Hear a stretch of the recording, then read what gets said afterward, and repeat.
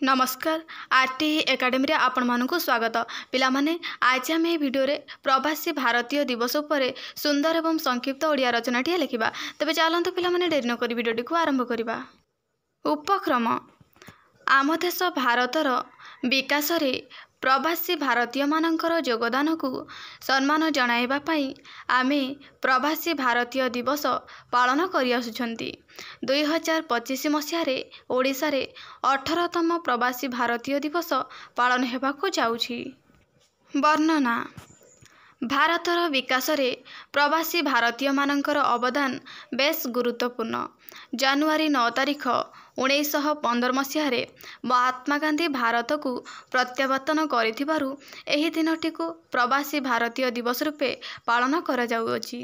एहा प्रथमे 2003 मसीहारे पालन करा जाइथिला। चलित वर्ष जानुआरी मास 8 रु 10 तारिख पर्यंत 18तम प्रवासी भारतीय दिवस ओडिशा रे पालन हेबाकु जाउछि। एहा आम समस्तक पई बहुत खुशीर कथा। विकसित भारत गठन रे प्रवासी भारतीय मानकर अवदान। आज विश्वर कोण अनुकोण रे प्रवासी भारतीय माने बसवास करुछंती। आज माइक्रोसॉफ्ट रो सीईओ सत्य नाडेला जणे प्रवासी भारतीय। गूगल सीईओ सुंदर पिचाई जणे प्रवासी भारतीय। विशिष्ट अर्थनीतिज्ञ तथा दार्शनिक अमर्त्य सेन जणे प्रवासी भारतीय। नासार वैज्ञानिक कल्पना चावला मध्य जणे प्रवासी भारतीय।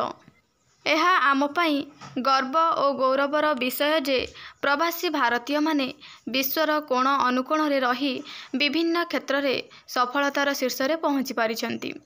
प्रवासी भारतीय दिवस पालन करने द्वारा प्रवासी भारतीय माने भारतर विकास और समृद्धि रे सहायक हेबे एथिरे संदेहर अवकाश नहीं।